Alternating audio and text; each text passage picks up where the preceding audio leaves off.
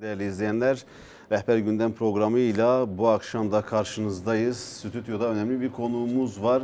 Hüdapar Genel Başkanı Sayın Zekeriya Yapıcıoğlu.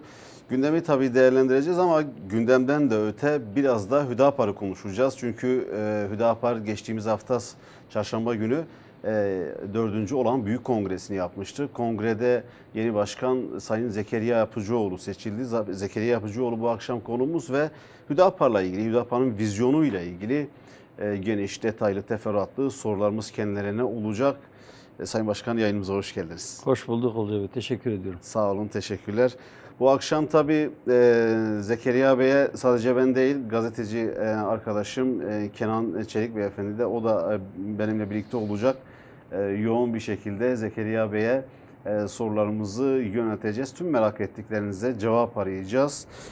Tabii neyi konuşacağız? Öncelikle bazı başlıkları sizlere aktarmak isterim. Hüdapar'ın kongresinde öne çıkan bir tema vardı. Memleketin Hüdapar'a ihtiyacı var diye. Bu temayla ne mesaj verilmek istedi? Sayın Başkan, öncelikle onu soracağız. Tabii bunun akabinde Hüdapar'ın Türkiye siyasetine ne gibi etkileri oldu? İslami siyasette İslami söylem, İslami söylemin Türkiye siyasetindeki karşılığı ne oldu? Hüdapar'ın yine hak ve hürriyetler meselesindeki görüşleri neler? Ne vaat ediyor seçmene? Ekonomik çözümlere ilişkin Hüdapar'ın bu anlamdaki topluma sunduğu, seçmene sunduğu şıklar, seçenekler neler? Bütünüyle tamam, bu geniş çerçevede ele alacağımız programa başlıyoruz. Sayın Başkan, geçtiğimiz hafta yaptığınız kongreyi hayırlı olsun. Bizler de bir kez daha bu dileğimizi sizlere iletiyoruz. Allah razı olsun. Memleketin Hüdapar'a ihtiyacı var dediniz. Evet. Güçlü bir şekilde bu temayı öne çıkardınız. Öncelikle dilerseniz buradan başlayalım. Memleketin neden Hüdapar'a ihtiyacı var? Evet. Bismillahirrahmanirrahim. Ben sözlerimin hemen başında hem davetiniz için size teşekkür etmek istiyorum. Hem de bu kongreyle ilgili tebriklerinizden dolayı bütün arkadaşlarım adına bu tebriğinizi kabul ediyor ve ondan dolayı da ayrıca teşekkür ediyorum. Ve bu programın hayırlara vesile olmasını diliyorum. Eğer etraflıca gerçekten Hüdapar'ı konuşacaksak, kanaatimce bu ciddi bir ihtiyaç. Evet, memleketin Hüdapar'a ihtiyacı var ama neden? Sorunuz için de ayrıca teşekkür ediyorum. Kongreyi takip etmişsinizdir. Orada evet, memleketin Hüdapar'a ihtiyacı var teması bizim 4. olağan büyük kongremizin ana temasıydı. Gerçekten bunu birkaç açıdan ele almak. Belki bir program boyunca programın başından sonuna kadar bu meseleyi konuşursak ancak belki tafsilatlarını söyleriz ama kabaca şunu söyleyeyim. Şimdi, siyasete yüklenen anlam ile ilgili olarak ciddi bir ayrışma var. Yani mevcut siyaseti hazıra, Üstad Bediüzzaman Said Nursi'nin tabiriyle siyaseti hazıra dediği şey ile bizim siyasette yüklediğimiz anlam arasında ciddi bir fark var. Bundan dolayı Hüdapar'a ciddi bir ihtiyaç var. Genel anlamda genel geçer tabiri ve tarifi itibariyle siyaset memleketin idaresini ele geçirmek için veya daha doğrusu memleketi idare etmek için takip edilen yol ve yöntem. Ama bizim tarifimize göre nasla belirlenen hususlar dışında milletin maslahatını, milletin maslahatına uygun bir şekilde tedbir etmek, yürütmek içindir siyaset. Siyasetin manası budur. Genel anlamda işte siyasetin tartıştığı konulara bakarsanız, bilmiyorum sorularınızın arasında var. Mesela işte şu anda yoğun şeylerden bir tanesi başkanlık sistemi mi, yok parlamenter sistemi mi? Peki yani, niçin bunu söylüyorlar? Yani niçin bunu tartışıyorlar? Genel anlamda şunu söyleyebiliriz. Siyaset ehli memleketi nasıl idare edeceğini, hangi yöntemle memleketi idare edeceğini, yani nasıl idare edeceğini belirlemek için işte bir sistem belirliyor. Diyor ki bu sistemde ben daha rahat olurum, bu sistemde benim daha rahat olur, bu sistemde ben daha az sorunla karşılaşarak memleketi idare edebilirim ama memleketin idare şeklini söylüyor fakat bu idarenin amacı nedir, hedefi nedir, nereye varmak istiyor veya bunun millete dokunan tarafı nedir veya millete ne getirecek bu idare tarzı? Bununla ilgili bir tartışmaya çok rastlamazsınız siyaset literatüründe veya siyaset sahnesinde ya da siyasetçiler arasındaki tartışmada. İşte bundan dolayı diyoruz ki memleketin Hüdapar'a ihtiyacı var. Neden? Çünkü Hüdapar'ın siyasete yüklediği anlam bir başkadır. Genel anlamda siyasetçiler der ki, işte mesela seçim sistemleri tartışılırken hangi seçim sistemi olursa ben işte meclise girerim veya da orada daha fazla sandalyeye sahip olurum. Böylece memleketi ben idare ederim. Yani kısaca siyaset Türkiye'de koltuk için yapılır. O koltuğa ben oturacağım kavgasıdır. Ama Hüdapar'ın siyasete bakışı bu değildir. Hüdapar'ın siyasete bakışı şudur. Siyaset de bir araçtır. Kendisi bizatihi bir amaç değildir. Siyaset sonucunda ulaşılabilecek olan makamlar, oturulacak koltuklar da kendileri de bir araçtır. Onlar da nihai hedef değildir. Yani o koltuklara oturmayı siyasetin hedefi haline getirenlerin Hüdapar'ın siyaset anlayışıyla uzaktan yakından bir alakası yoktur. Biz diyoruz ki önemli olan memleketin doğru idare edilmesidir. Önemli olan memlekette adaletin tesis edilmesidir. Önemli olan memlekette insanların huzur ve refah içerisinde yaşayabilmesidir. Önemli olan insanların hem dünya hem de ahiret saadetini sağlayacak yolların açık olmasıdır. Yani hayra motor, şerre fren olabilmektir. Böyle olursa bu şekilde bir idare olduktan sonra o koltukta kimin oturduğunun Hüdapar için çok fazla önemi yoktur. Yani illa ben oturacağım. Hem aslında Hüdapar parti olarak da bunu gösterdi. Yani hem memleketin idaresiyle ilgili olan koltukta kimin oturacağıyla çok fazla ilgilenmez. Diğer partilerde ise parti içindeki koltukta bile kimin oturacağına dair ciddi kavgalar görürsünüz. Yani birisi mesela diyelim ki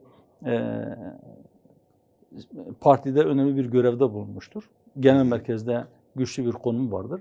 Daha sonra o konumundan bir tık aşağıya düştüğünde küser gider, belki başka bir parti kurar ya da başka bir partide görev alır ya da işte siyaseti bırakır, arkasını döner. Ama bu kongrede de, önceki kongrelerde de Hüdapar aynı zamanda şunu göstermiştir. Hüdapar'da önemli olan o trende olmaktır. O trende doğru istikamette doğru yolculuk yapmaktır. Direksiyonda ya da işte makinist koltuğunda kimin oturduğunun çok fazla önemi yoktur.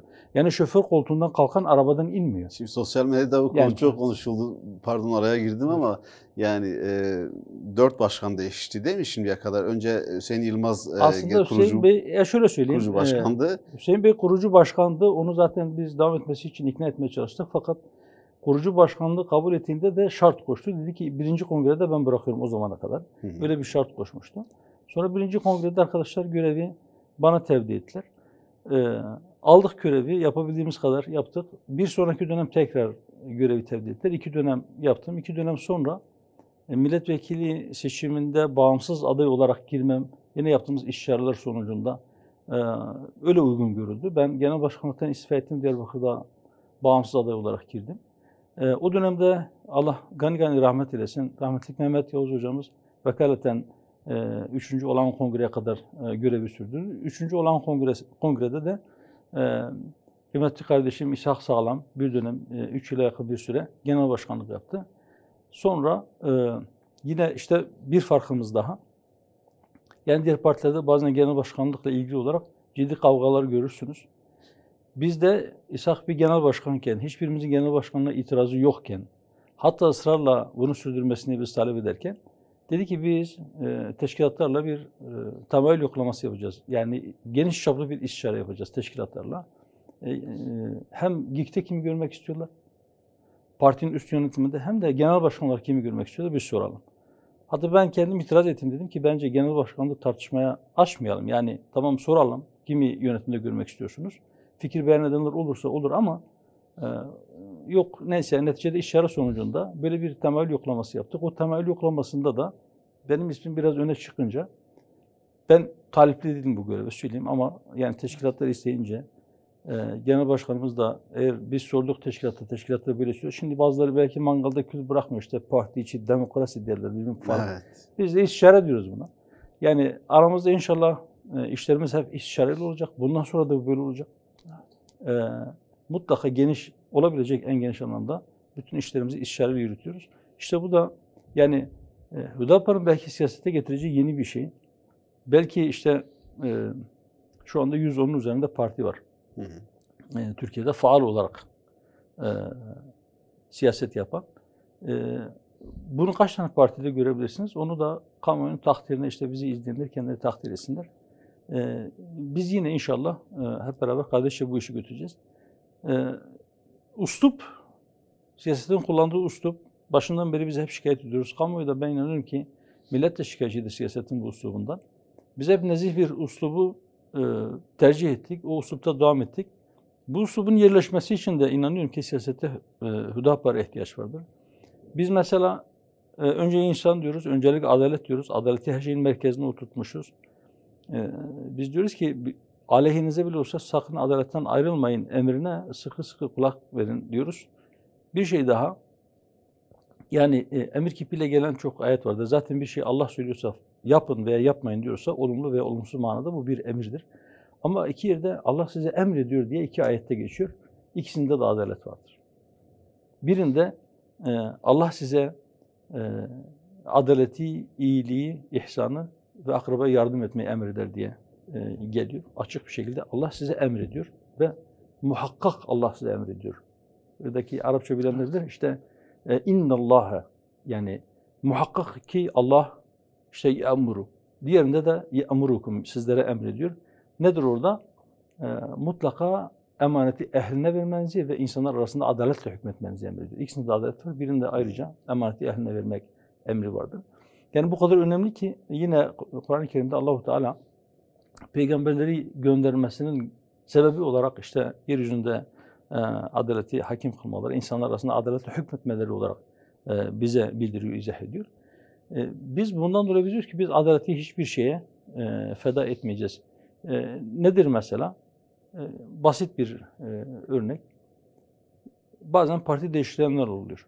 O parti değiştirenlerin A partisindeyken söyledikleriyle B partisindeyken söylediklerini yan yana koyduğunuzda aslında benim ne demek istediğimi veya bu sözün ne anlama geldiğini görmek çok basit olacak. Çizginin bu tarafındayken beyaz diye değişiyor, bu tarafa geçince simsiyah oluyor veya tam tersi. Biz hayır diyoruz. Yani hakikat neyse hakikat birdir. Herkesin kendine ait doğruları olabilir ama hakikat bir tanedir. Biz inşallah bilerek ve isteyerek asla o hakikatin üstünü örtmeyiz ya da hakikate aykırı bir şey söylemeyiz. Bu da yani niçin siyasette Hüdapar'a ihtiyaç var? Bunun belki cevaplarından bir tanesi. Bir diğer şunu da söyleyeyim. Mesela makasıd-ı hamse dedik. Yani beş temel maksat. İnsanların can, mal, din, akıl ve nesil emniyetini sağlamak. Yani nerede bir kural varsa, nerede bir emir varsa, nerede bir yasak varsa ya doğrudan ya da dolaylı olarak bu beş şeyle alakalıdır aslında. Dolayısıyla biz diyoruz ki siyaset de bunlar için vardır. Hatta devlet de bunlar için vardır. Siz insanın canını, malını, dinini, aklını, neslini, onun ırzını, onun şerefini korumakla mükellefsiniz. Siyaset de bunun için yapılır. Fakat bunu evet anlatıyoruz. İnşallah ben öyle inanıyorum ki etkiler de oluşturmaya başladı. Siyasetin üslubu yavaş yavaş değişecektir ama eğer ileride buna benzer veya buna yakın sorular varsa bunu açarız. Başkanım şimdi aslında ifade ettiniz. Hüdapar Aralık 2012'de kuruldu. Genç bir parti ve dürüst siyaset, gerçek adalet hani şiarıyla yola çıkan bir parti. Bu anlamda Hüdapar gerek söylemleriyle, gerekse ortaya koyduğu pratikle Türkiye'ye, Türkiye siyasetine bugüne kadar ne kattı? Türkiye siyasetini nasıl etkiledi? Hüdapar'ın bu anlamda ifade ettiğiniz hani biraz da o İslami söylemlerle yoğun o içerik, bu tarzı nasıl bir karşılık buldu? Evet, teşekkür ediyorum. Allah razı olsun. Hem iyi dilekleriniz hem de sorunuz için. Yani biz ilk başta belki siyaset sahnesine çıktığımızda pek çok arkadaşımız, hatta bazen parti içerisinde bile, bazen bize diyorlardı işte siz yani siyasetçi gibi değil, sanki vaiz gibi konuşuyorsunuz. Bu itirazlar oluyordu. Halen daha bunu söyleyenler var.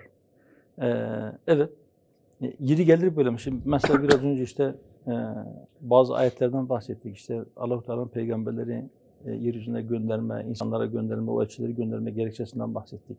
Kur'an-ı Kerim'deki işte Allah size emreder diye geçen ayetlerden bahsettik. Bunları niye söyledik? Şimdi bizim bir hayata bakışımız var. Biz zaten parti programını yazarken dikkat etmişseniz işte hemen birinci paragrafta Cenab-ı Allah dünya ve içindekileri insan istifadesine sunmuştur. Yani insan için yaratmış ve onun istifadesine sunmuştur. Allah-u Teala insanı da kendisi için, kendisine kulluk etsin diye yaratmıştır. Şimdi yeryüzündeki bu kadar fitnenin, yeryüzündeki bu kadar zulmün sebebi nedir? İnsanların bir kısmının Allah'ın kullarını kendisine kul etme çabasıdır. Bundan dolayı da insanların ona yapmış olduğu isyandır.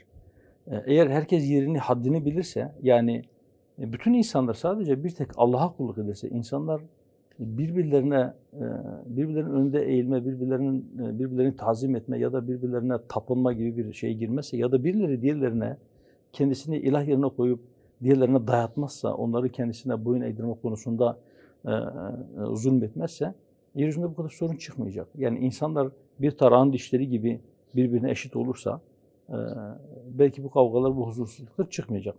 Bundan dolayı diyor ki öncelikle hayatın manasının ne olduğu konusunda bir anlaşmak lazım. Yani siyaset dediğiniz şey nedir? Eğer siz dünyaya bakış, eşyaya bakış, insana bakış, insanların birbirleriyle olan münasebetlerine bakış veya toplulukların birbirleriyle olan münasebetlerine bakış konusunda müstakim bir çizginiz yoksa, eğer sizin doğru bir çizginiz yoksa ya da eğer sizin doğru bir değerlendirmeniz yoksa, eğri bir cetvelle siz doğru bir çizgi çizemezsiniz ki. Şimdi siyaset bir anlamda tanımlama gücüdür, yetkisidir. Eğer siz o tanımlamaları kendi heva ve hefesinize göre yaparsanız, siz kendinize yontacaksınız, birilerini de ezeceksiniz. İşte bundan dolayı biz diyoruz ki, herkes yerini bilsin, haddini bilsin, diğer insan da kendisi gibi bilsin. Eğer ben karşımdaki insanı kendim gibi bilirsem, onu da benim gibi şerefli bir mahluk olarak bilirsem, Allah-u Teala'nın bir kulu olarak bilirsem, kendimi ondan üstün görme hakkını kendimde görmezsem, o zaman ben siyasete de şöyle bakarım. Ben topluma hizmet etme iddiasıyla ortaya çıkmış bir kişiyim ve benim vazifem, eğer beni bu topluluk kendisine idareci olarak seçmişse, bu isterseniz bir parti olsun, isterseniz bir dernek olsun, isterseniz bir vilayet olsun, bir belediye olsun ya da bütün bir ülke olsun, o ülkenin başındaki cumhurbaşkanı veya başbakan ya da her neyse, idareci sıfatı neyse, ben onların işlerini onlara vekaleten idare etmek üzere seçildim. Öyleyse ben kendi yerimi, sınırımı bilmeliyim. Ben kimseye tahakküm edemem. Evet, ben onları idare edeceğim. Onların işlerini onların maslahatına uygun bir şekilde idare etmekle mükellefim. Benim yetkim bu kadar. Eğer ben o sınırın dışına çıkarsam veya ben kendimi onlardan yukarı görürsem, onların beni çıkardıkları makamdan indirme yetkisi de vardır. Ben bunu aklımdan çıkarmamalıyım. Yoksa ben çıktığım makamda, ben şu kadar kişinin oyunu aldım kardeşim, herkes sıraya girsin, herkes hizaya girsin, herkes tazim etsin ya da herkes bana itaat etsin, ben ne desem benim sözüm kanundur. Bir dakika ya. Şimdi sen oraya gittin, bir şey üretmiyorsun, millet sana bir maaş veriyor, senin yaptığın harcamaları da karşılıyor, milletin işini düzenleyesin diye, ama bunu adilce bir şekilde yapasın diye. Yok kendine yakın insanları kayırasın diye ya da canın istediği gibi kanunları, hukuku, adaleti eğip bükesin diye kimse seni oraya göndermedi. Sen efendi değilsin. Hani yine belki vaiz gibi söyleyeceğiz ama Resulullah Aleyhisselatü Vesselam işte bir kavmin efendisi ona hizmetkar olandır. Yani siyasete bakışımız da budur. Şimdi biz bunu söylüyoruz. Peki ne kadar etki ediyor? Bu ne kadar etki ettiğini görmek için biraz zamana ihtiyacımız var. Yani vatandaşın iki şeyin mukayesesini yapabilmesi için iki şeyi birden görmesi gerekiyor. Hüdapar görülmüyor mu? Hüdapar henüz yeterince görülmedi. Neden? Biz belki halkla birebir temas ettiğimizde millet Hüdapar'ı görüyor. Bir de tabii bakıyor hani acaba bunlar şimdi böyle konuşuyor ama yarın bir gün bunlar makamlara geldiğinde de böyle konuşmaya devam edecek mi? Zaten işte muhalefetteyken herkes tatlı tatlı konuşur. Bu soru işaretleri de olabilir bazı insanlar arasında ama bizi yakından tanıdıkları zaman ben inanıyorum ki siyasetin başka bir türlü yapılabileceğini de görüyor insanlar. Bu mukayeseyi yapmaya başladıklarında ben inanıyorum ki ciddi bir etkisi olacaktır ve bu görüldükçe diğerleri de kendilerine bir çeki düzen vermek zorunda kalacaklardır. Bir tane örnek vereceğim mesela. Yakın geçmişte İstanbul Sözleşmesi diye bir sözleşme vardı. Türkiye buradan imzasını çekti. Değil mi? Bu İstanbul Sözleşmesi'nin onaylanmasına dair kanun meclisten oy birliğiyle geçmişti. O zaman meclisteki bütün partiler ittifakla bunu geçirmişler. Biz bu İstanbul Sözleşmesi'ni eleştirdiğimizde neredeyse tek başımıza biz muhalefet ediyorduk. Muhalefet partileri mesela biz diyorduk ki İstanbul Sözleşmesi işte güya kadını korumak için çıkarıldı ama bu dönemde kadına yönelik şiddet arttı. Yani kadına yönelik şiddeti durdurma iddiasıyla çıkarılan kanun, kadına yönelik şiddeti durdurmadığı gibi aile kurumunu bitirdi. Boşanmalar patladı. Evlilikler azalmaya başladı. Evlilik yaşı gittikçe daha ileriye gidiyor. Bunun elbette farklı sebepleri de var ama sebeplerden bir tanesi de bu sözleşmedir ve onun uzantısı olan kanunlardır. Ama buna karşılık, yani şimdi mesela siz iki tane maslahattan bir tanesini önceleyebilirsiniz. Ben bunu anlarım. Bunu tartışırız. Ben kadına yönelik şiddeti durduracağım ama bununla birlikte aile kurumu da zarar görüyorsa görsün. Bu bir tercihtir. Yanlış bir tercihtir bize göre ama bu tercihtir. Fakat şimdi bu kadına yönelik şiddeti de durdurma dedik. Bizim dışımızdaki muhalefet partilerinin pek çoğu şunu söylüyordu. Bu sözleşmeden dolayı değil. Ama bu sözleşmeyi hükümet yeterince uygulamadığı için kadına yönelik şiddet artıyor diyor. Hükümet de bu iyi bir sözleşmedir. Biz kadını koruyacağız. Biz de şunu söyledik. Israrla dedik ki kadını korumak için aileyi parçalamanıza gerek yok. Bu sözleşmeyi size dayatanların amacı kadını korumak falan değil. Çünkü onların kendi ülkelerinde baktığınızda da Türkiye'den çok daha fazla oranlarda kadına şiddet uygulanıyor. Dolayısıyla bunun hedefi aileyi parçalamaktır, aile kurumunu yıkmaktır. Ve biz çıktık canhıraş bir şekilde bu sözleşmeye karşı durduk. Sesimiz kitlelere ulaştı. Kitlelere ulaşınca hükümet de bu konuda öyle inanıyor ki Sayın Cumhurbaşkanı kanaatimce gerçeği gördü. Çünkü kendi partisinin içerisinde bile bu sözleşmeye çok ciddi bir destek vardı. Yani biraz bu konuda bir geri adım atma gibi bir sinyal geldiğinde parti içerisinden de itirazlar yükseliyordu ama bunu söyledik. Normal şartlarda diğer siyasi partiler kamuoyunda şöyle bir algı oluşmuştu.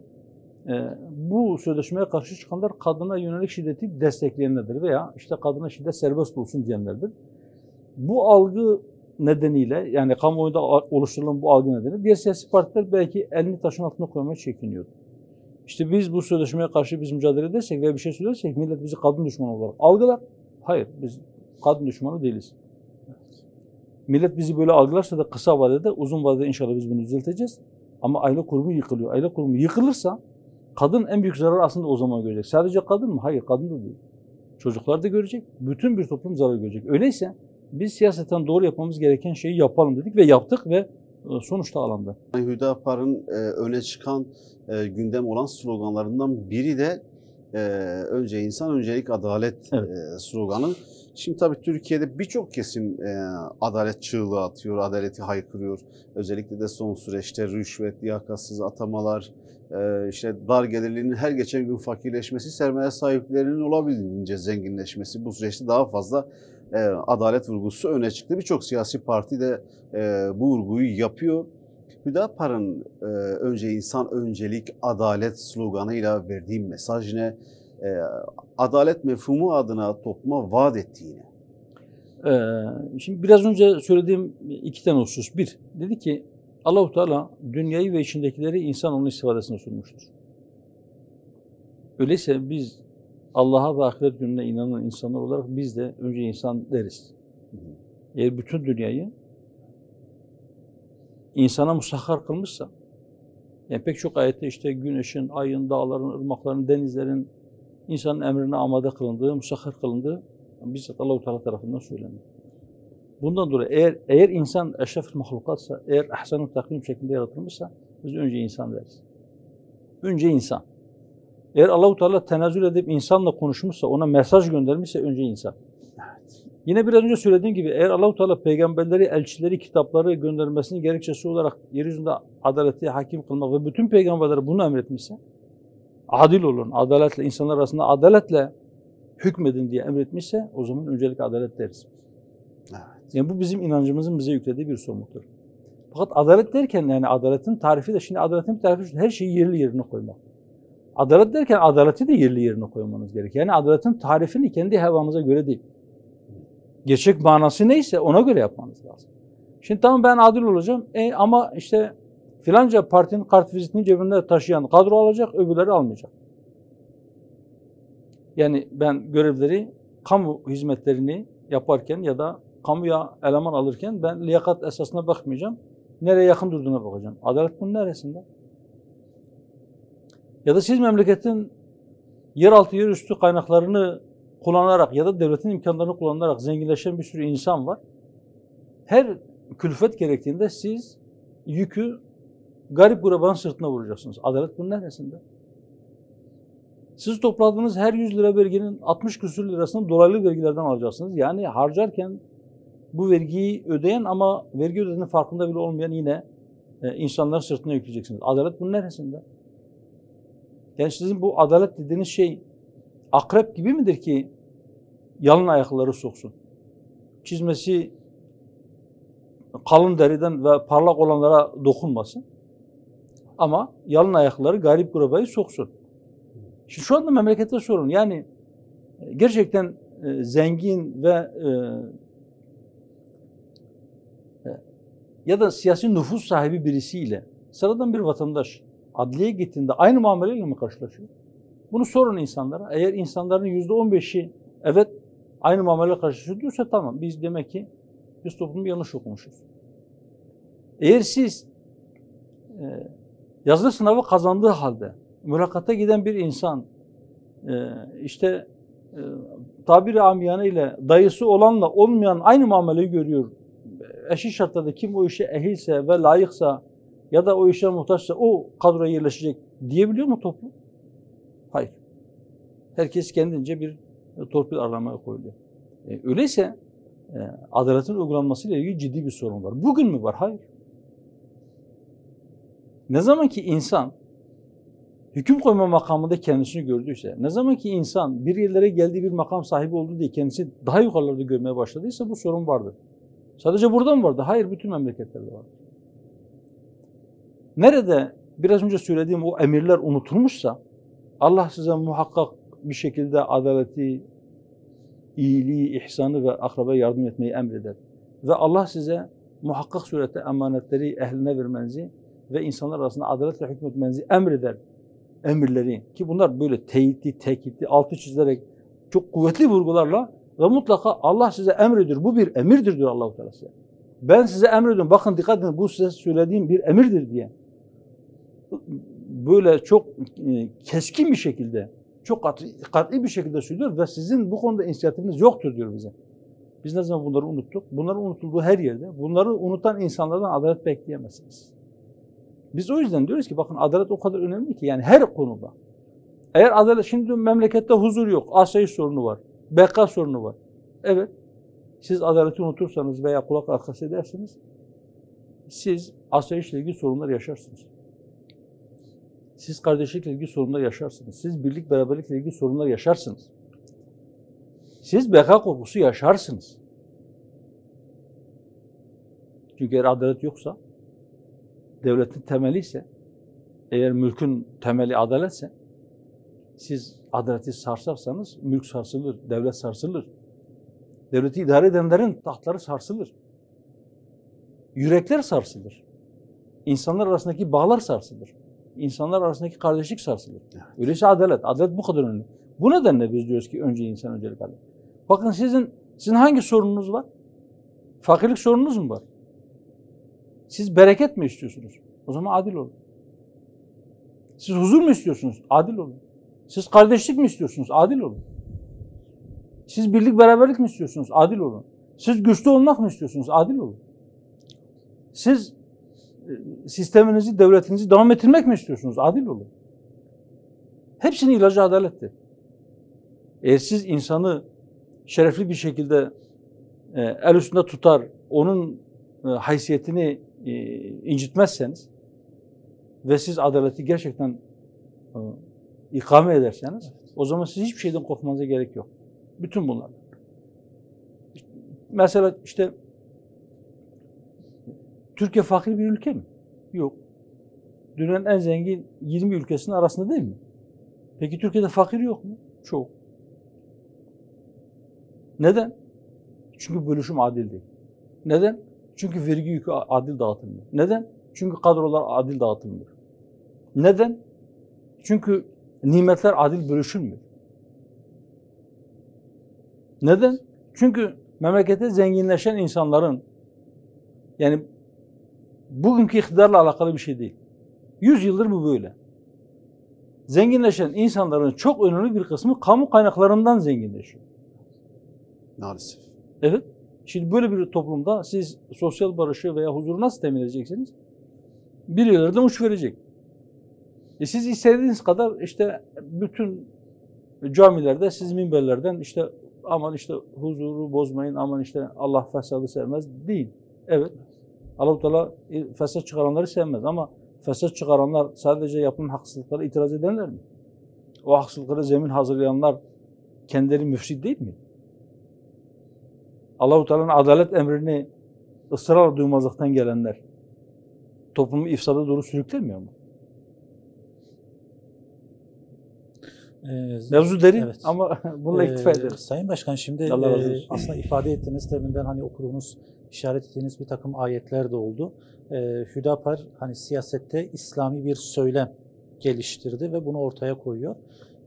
Hüdapar'ın ortaya koyduğu siyasette bu İslami söylem seçmende nasıl bir karşılık buluyor?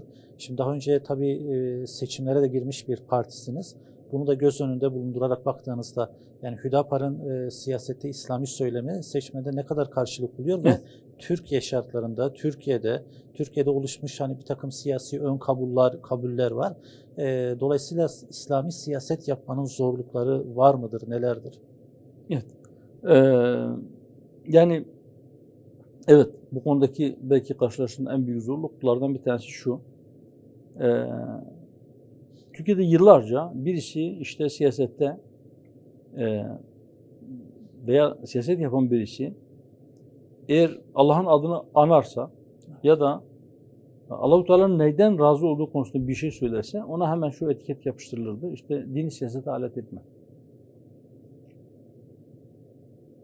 Bu çok yaygındı. Çok yaygın bir kanaat ve görüştü. Biz de işte çıktığımızda işte hatta hala bazıları diyor ki işte dini siyasete alet edenler ya da yaptığımız fiilleri bu şekilde tanımlayanlar çoktur. Biz ilk günden beri şunu söylüyoruz. Diyoruz ki haşa. Yine Üstad Bediüzzaman'ın cümleleriyle belki biz buna cevap verdik. Dedi ki biz eğer yapabilirsek biz siyaseti dine alet ve dost yaparız. Dini siyasete alet etmeyiz haşa. Yani şimdi biz hedefe rıza-i ilahiyi koymuşuz. Ona ulaşmaya çalışıyoruz. Biraz önce dediğim işte bizim hayata yüklediğimiz bir anlam vardır. Hayatın amacına yüklediğimiz bir anlam vardır. Bizim temel perspektifimiz, temel felsefemiz budur. Biz Rabbimizi kendimizden razı etmeye çalışıyoruz. Dolayısıyla biz onun emirleri nasıl bu dünya makamlarına ulaşmak için kendimize işte payanda veya alet ya da nasıl diyeyim basamak yapacağız. Böyle bir şey mümkün değil. Ama biraz önce söylediğim gibi, ilk soruya verdiğim cevapta söylediğim gibi eğer biz yapabilirsek siyaseti de siyaset ile ulaşılabilecek olan makamları da biz bir araç olarak görüyoruz. Neyin aracı olarak görüyoruz? Bizim asıl hedefe, asıl gayeye gitmek için kullanabileceğimiz bir araç.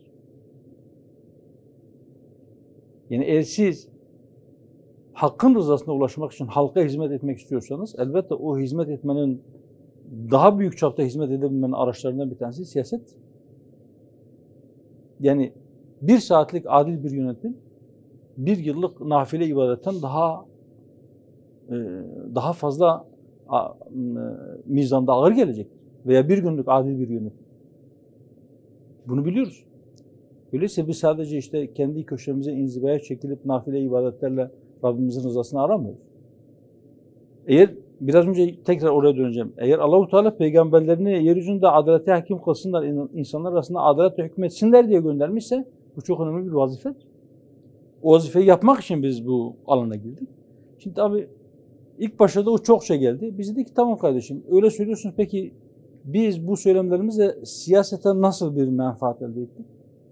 Biz Rabbimizin rızasını kazanmak için yola çıktığımızı söylüyoruz. Biz sizin kullandığınız argümanları kullanmıyoruz. Mesela siz insanları kandırmayı kendinize bir hak olarak görüyorsunuz.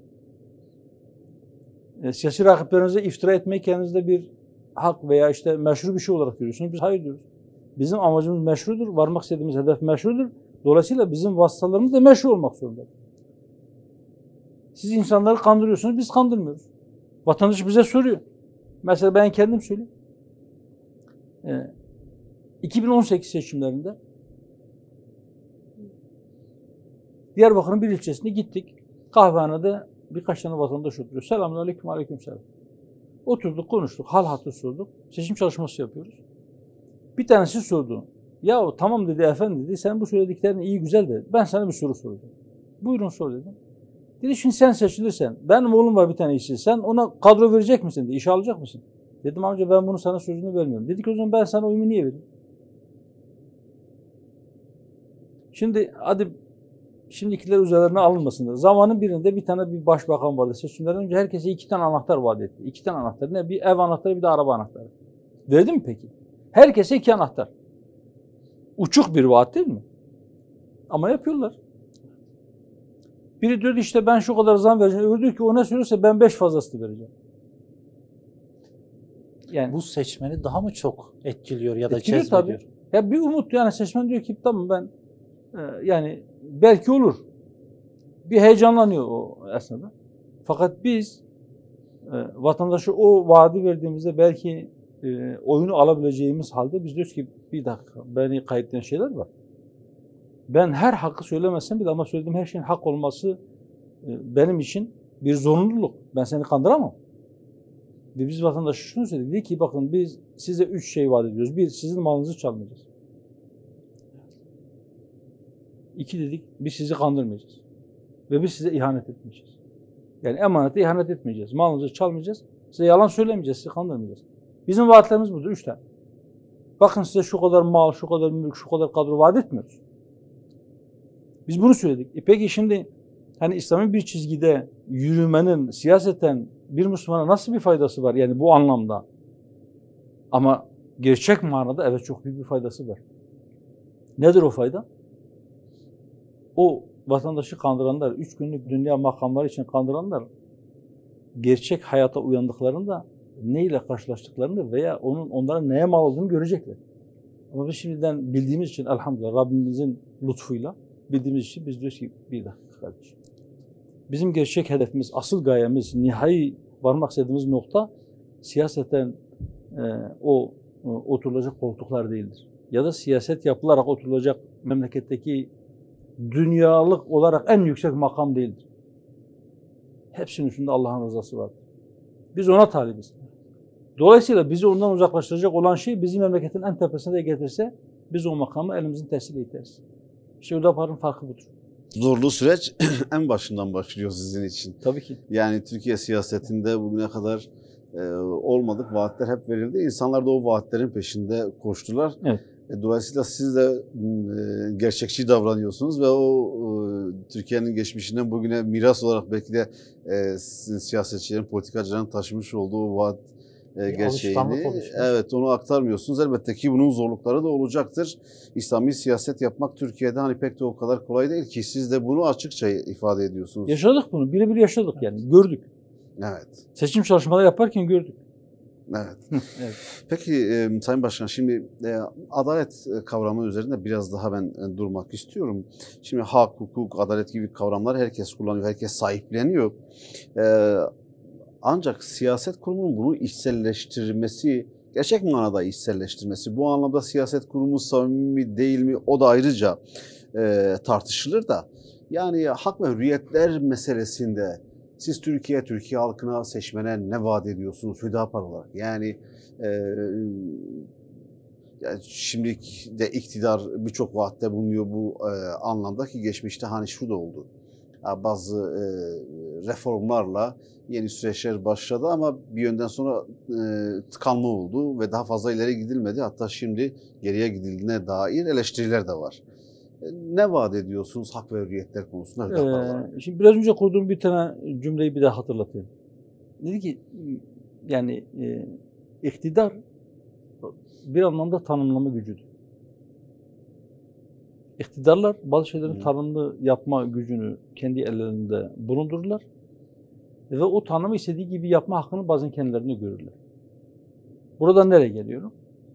Şimdi genel anlamda meseleye yaklaşım şudur.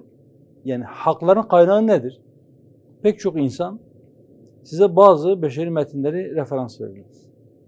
Derler ki işte insan hakları evrensel bildirgesi, işte Birleşmiş Milletler İnsan Hakları Sözleşmesi, Avrupa İnsan Hakları Sözleşmesi, işte Magna Carta'ya kadar giderler, söylerler.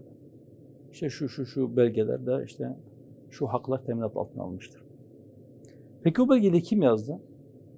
Benim sizin gibi birileri oturdu yazdı. Hakkın bir tarifini yapıyor, bir çerçevesini çiziyor, sonra onun sınırlarını belirliyor. Ama yeri geldiğinde ya biz şurada yanlış yapmışız, bunu biraz daha genişletelim ya da işte falanca şeyle ilgili bu fazlaca bol geldi, biz bunu biraz daraltalım diyor. Peki bu hakkı kendisi nasıl görüyor? Yani eğer birisi diğer insanlarla eşit ise o insanın hürriyetlerini veya haklarını nasıl sınırlama hakkını kendinde görüyor? Bu işin felsefi tarafı. Biz hakkın kaynağını hak olarak görüyoruz. Cenab-ı Hak insanı yaratmış ve ona bazı haklar vermiştir. İşte o zaman bir şeyin hak olup olmadığına bakmak için, onu anlamak için hakkın yapmış olduğu tarife bakmak. Şimdi üstün bir irade bir şeyin tarifini yapmışsa o tarif herkesi bağlar. Ama bir yerde biz üçümüz oturuyoruz. Biz diyoruz ki şimdi hani burada soru sorma hakkı kimindir? Veya kim soracak? Kim nasıl oturacak? Kim nerede oturacak? Kim karar verecek buna? Olacağı bir ki programın sahibi ben karar vereceğim. Tamam. Oturma düzeniyle ilgili karar ver. Ama benim ne söyleyeceğime de eğer olacağı bir karar verirse bir dakika ya sen benim irademe nasıl ipotek koyuyorsun? Sen de ben gibi bir beşersin, Allah'ın bir kulusun. Bana sınır çizme hakkını kim verdi sana? Burada ayrışıyoruz. Birkaç gün önce bir siyasi partinin genel başkanı şöyle bir laf etti. Kendisi siyasetçi, bir genel başkan. Ana dilde eğitimle ilgili diyor ki herkes haddini bilecek. Bu siyasetçilerin konuşacağı bir mesele değil. Bunu işte pedagoglar konuşuyor. Bunu eğitimciler konuşacak. Bir dakika ya sen siyasetçi misin? Evet. Sınır belirliyor. Siyasette de sınır belirliyor. Siyasetçi ne konuşup ne konuşmayacağını ki beyefendi karar veriyor. Diyor ki siz bu konuda bir şey söyleyemezsiniz. Bu sizin işiniz değil. Haddinizi bilin. Bunu diyerek aslında haddini aşıyor. Ya bir saniye sen kimsin sen bir siyasi partinin genel başkanı olarak 110 tane siyasi partiye had bildiriyorsun, sınır çiziyorsun. Girmeyeceksiniz bu konuya. Bu sizin işiniz değil diyorsun. Çok çarpıcı bir örnekti bu. Şimdi eğer hakkın kaynağında biz bunu bir yere koyalım. Eğer bir şeyi Allah-u Teala hak olarak tanımışsa insanlara başka bir insanın onu insanın elinden alma haddi, hakkı yoktur diyor. Mesela dil ile ilgili. Allah-u Teala diyor ki sizin renklerinizin ve dillerinizin farklı olması Allah'ın ayetlerinden. Diyor ki biz sizi bir erkekle bir dişiden yarattık sonra işte kavimlere, kabilelere böldük. Tanışasınız diye. Şimdi birisi haddini aşarsa der ki şu kavim falanca kavimden daha üsttedir. Şu kavmin hakları falanca kavmin haklarından daha fazladır. Bir kişi şu kavme mensupsa şu hakları vardır ama değilse bir tık aşağıdadır. Falanca dil kutsaldır ama filanca dilde konuşmak yasaktır. Hangi dine mensup olur? Hüdapar bunu vaat ediyor. Yani zannımca yani belki insanlar bu hakkın tarifi konusunda veya hakkın kaynağı konusunda bizim ne dediğimizi yeterince anlarsa ve kendisi de bu konuda biraz daha derinlemesine düşünürse aradaki bu çok bariz farkı görecektir. Ve bu çok önemli bir farktır. Yani Hüdapar kendisini başkasını sınırlama kendi heva ve hevesine göre veya kendi siyasi çıkarlarına göre ya da kendi kavmi aidiyetine göre ya da kendi işte felsefi işte ideolojik duruşuna göre beşeri olarak başka bir insana had bildirme veya sınır çizme hakkını kendine görmüyor. Asıl olan hürriyettir. Evet. Yani o zaman zaman zaruret gerektirdiğinde mesela diyelim ki işte bir yerde bir bulaşıcı hastalık vardır.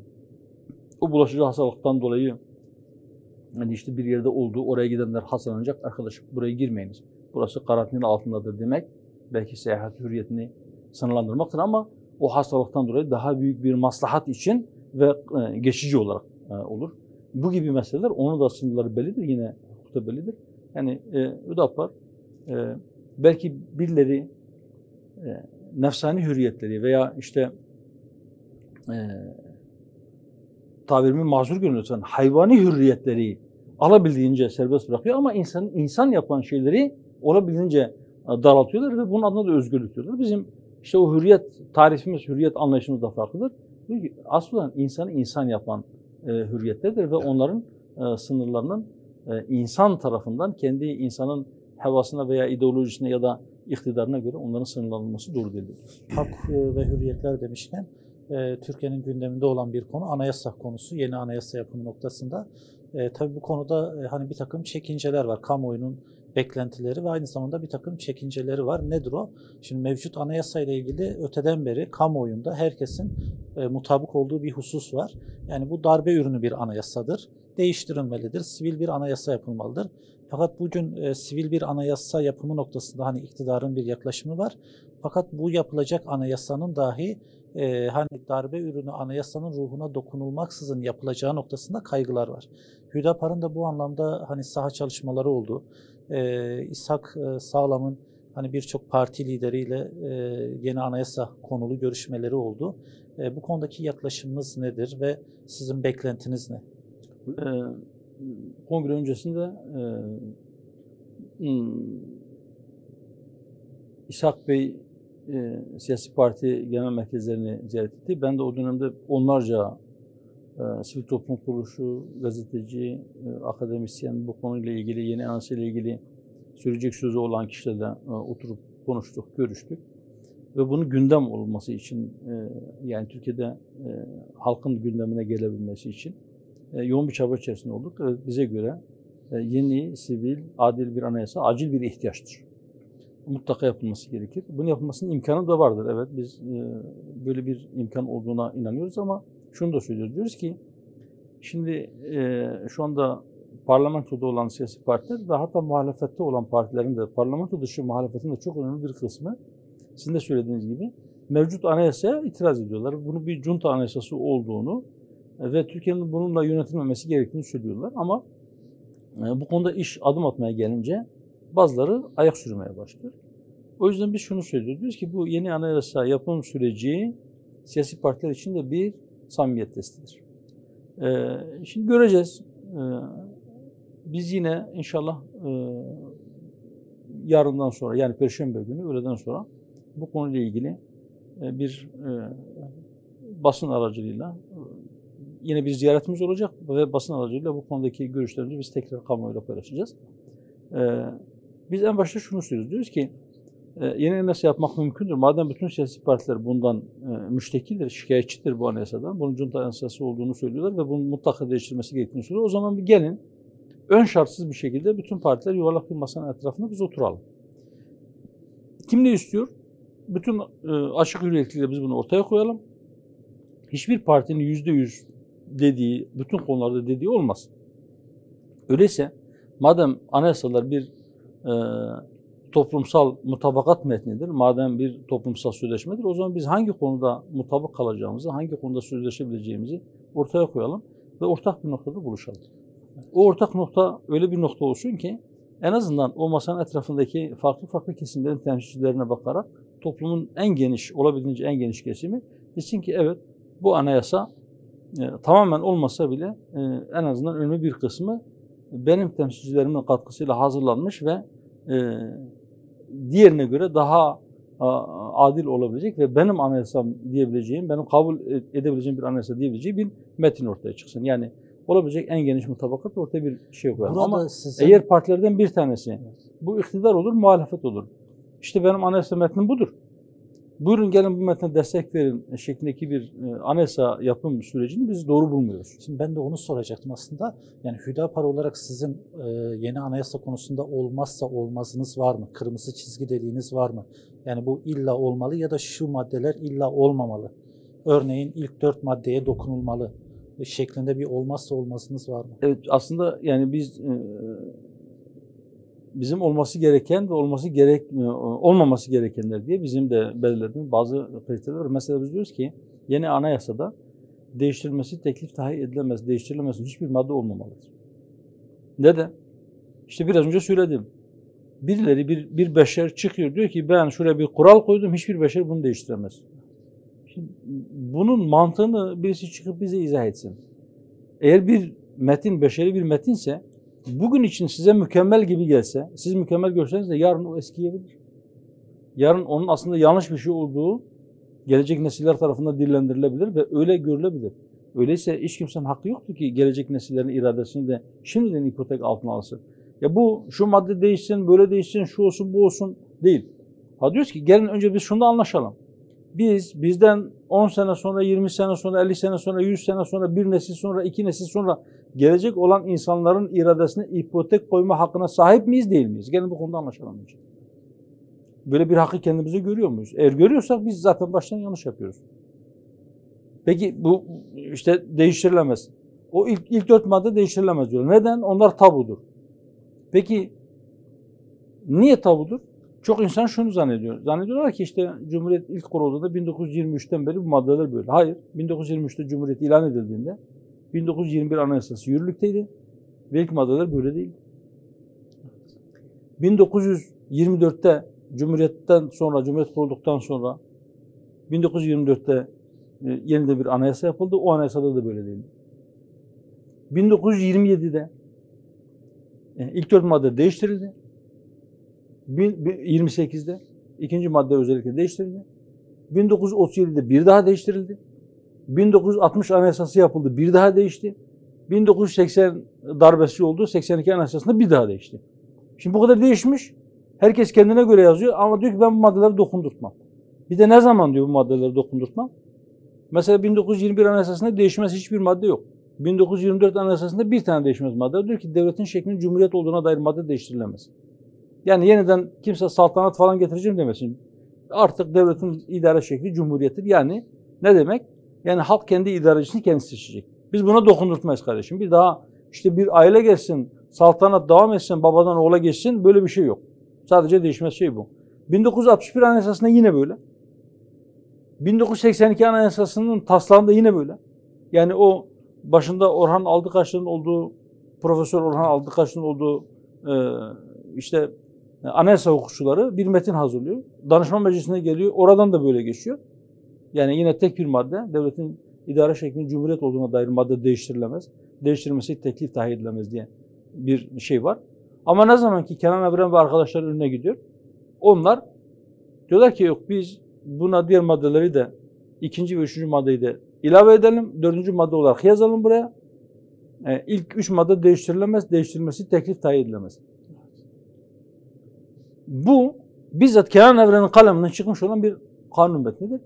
Şimdi siz Kenan Evren'i yargılayacaksınız. Anayasayı silah zoruyla değiştirdin, bu anayasal bir suçtur diye onu yargılayıp müebbet hapse mahkum edeceksiniz. Sonra da onun yazdığı bu maddeyi sanki vahiymiş gibi kabul edeceksiniz. Bu çelişkiyi birisi çıkıp izah etmeli. Ama o kişi biz değiliz. Evet. Buna sahip çıkanlar, niçin buna sahip çıkıyorlar bunu da izah etmeliler. O nedenle biz diyoruz ki bunun mantıklı bir tarafı yoktur. Dediniz ya Perşembe günü bir basın açıklamasında evet. bahsettiniz. Şimdi Sayın Cumhurbaşkanı'nın bir açıklaması olmuştu. MHP'nin AK Parti'ye sunduğu bir taslak olduğu. AK Parti'nin de bu konuda hazırlığını belli bir aşamaya getirdiği ve bunu işte bir konsensüs olursa olur, olmazsa hani mecliste bir konsensüs olursa ne ala, olmazsa işte kendi taslağımızı kamuoyuyla paylaşacağız, halkın önüne getireceğiz meyanında açıklaması oldu. Sizin de böyle bir açıklamanız, yani kamuoyuyla paylaşma noktasında böyle bir taslak metniniz var mı? Böyle bir çalışmanız var mı? Hayır, biz diyoruz ki işte biraz önce söyledim. Yani bir partinin taslak çalışması olabilir, yapılabilir ama bir partinin işte benim metnim budur, gelin siz bunun üzerinden biz tartışalım demesi doğru bir şey değil. Herkes kendi hangi maddede ne tür değişiklik istiyor veya hangi maddenin nasıl kaleme alınması gerektiği konusunda herkesin bir ön çalışması olabilir. Ama diyoruz ki eğer biz toplumsal mutabakat metni ise gelin biz bunu birlikte kaleme alalım. Biz derken yani sadece o teklifin sahiplerine işte gelin biz ikimiz karşılıklı oturalım yazalım demiyoruz. Diyoruz ki bu toplumda toplumun farklı farklı kesimlerinin temsilcileri vardır. Başta siyasi partiler olmak üzere. Fakat sadece siyasi partilerle sınırlı olmak zorunda da değil. Akademiden de bazı insanlar gelsin. Sivil toplumda da bu konuyla ilgili ter dökmüş, bu konuyla alakalı olan, bu konuda çalışmaları yapmış sivil toplum kuruluşlarının temsilcileri de gelsin icabında. Herkes nasıl bir anayasa istediği konusunda temel çerçeveyi belirleyelim. Yani yaklaşım tarzımız ne olacak? Ondan sonra ilgililer, toplumun işte temsilcisi pozisyondaki siyasi partiler metni ortak bir şekilde kaleme alsınlar. Daha önce mecliste bir Anayasa Uzlaşma Komisyonu kurmuştu. 4 partiden müteşekkil, her bir parti 5'er tane üye vermişti. 20 kişilik bir komisyon vardı. 60 madde üzerinde bir anlaşma sağlanmıştı. Yani o maddeleri nasıl yazdılar? Birlikte yazdılar. Yeniden aynı yöntemle, ama bu sefer sadece meclisteki partilerle de sınırlı kalmak zorunda değil. Bence meclis dışındaki partilerden bu işe katkı vereceğiz diyen olursa onların da katkıları alınmalı. Neticede eğer ortak bir noktada buluşulacaksa, ortak nokta neresidir? Bunu beraber kararlaştırmak mümkündür. Ve bu mümkündür. Ben buna inanıyorum. Atmosfer ama bugünkü, elverişli mi? Siyasi atmosfer. Siyasi atmosferin elverişli olması için de bizim bir çağrımız oldu. Biz dedik ki bu fırsatın heba edilmemesi için siyaset ehli kendi üslubuna çok dikkat etmeli.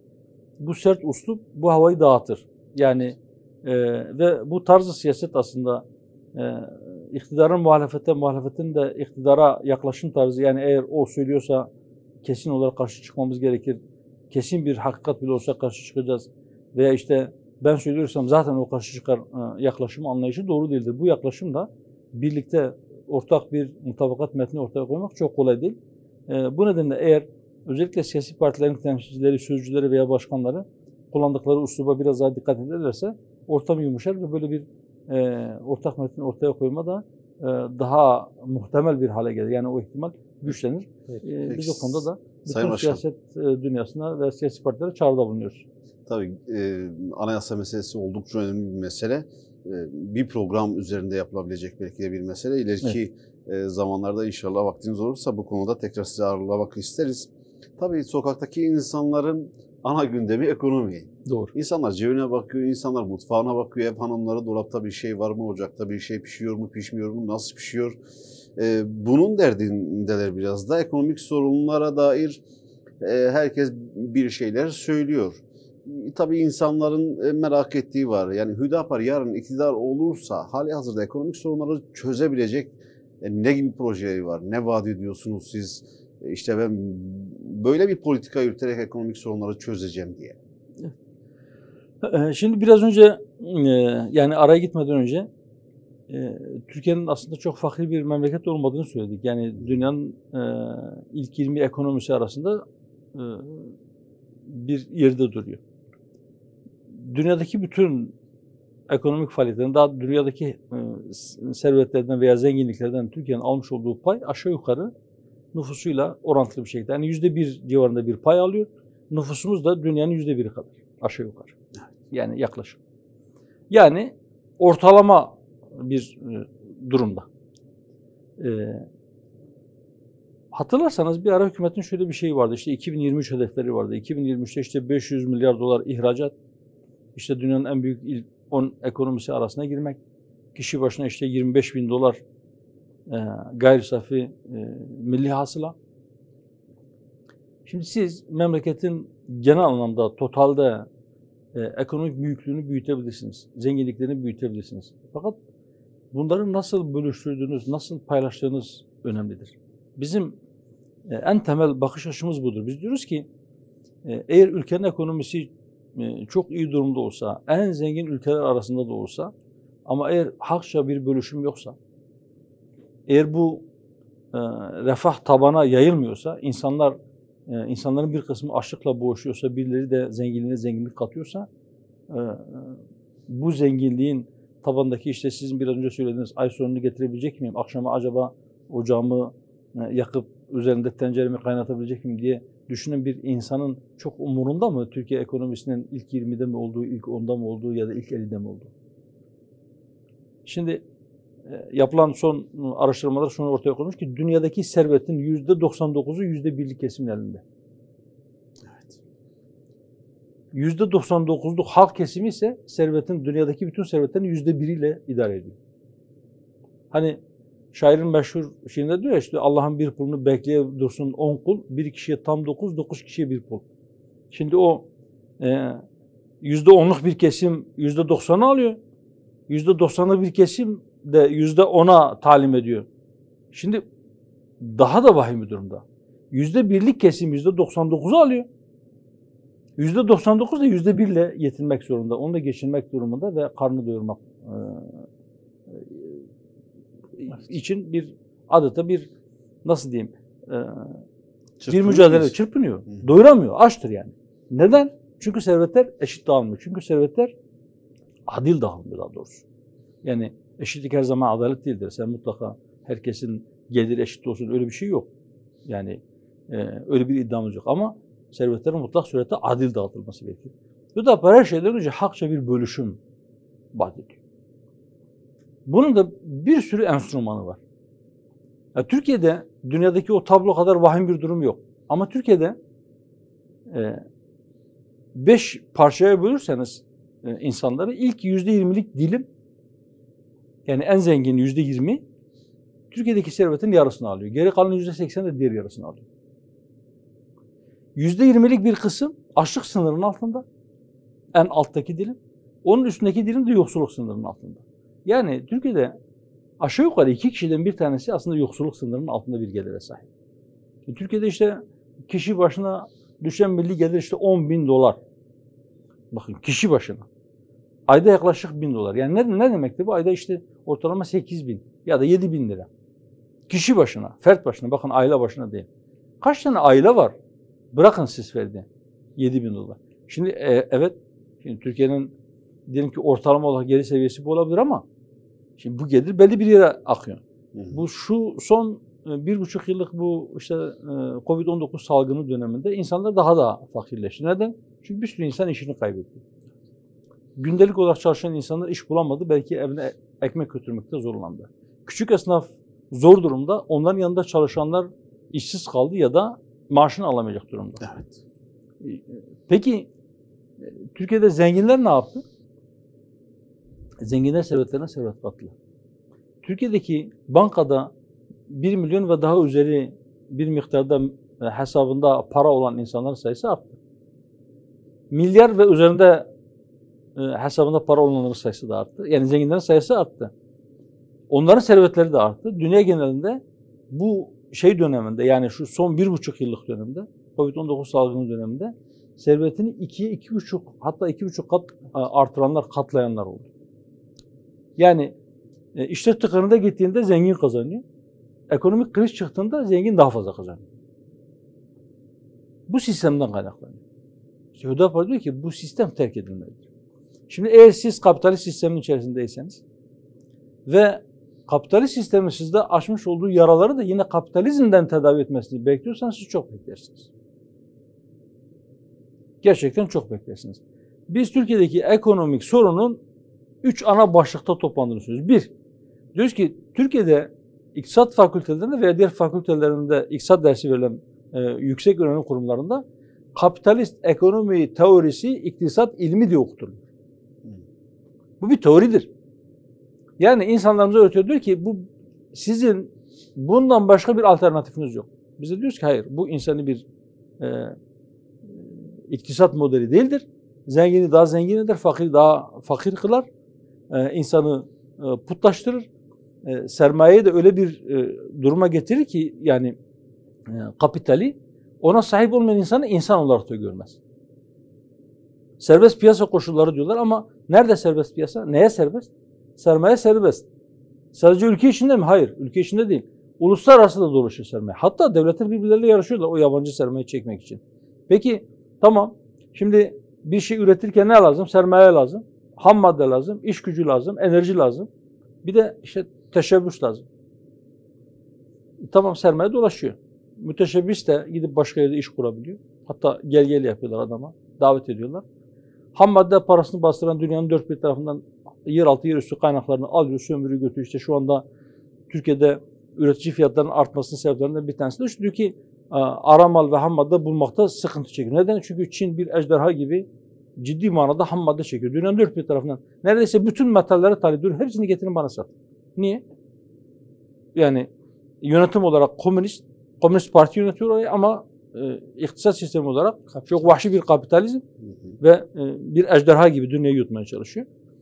Tamam, birisi diyor ki tamam, madem hani serbest piyasa, ben işçiyim, benim emeğim var, ben o üretimde emeğimi katıyorum.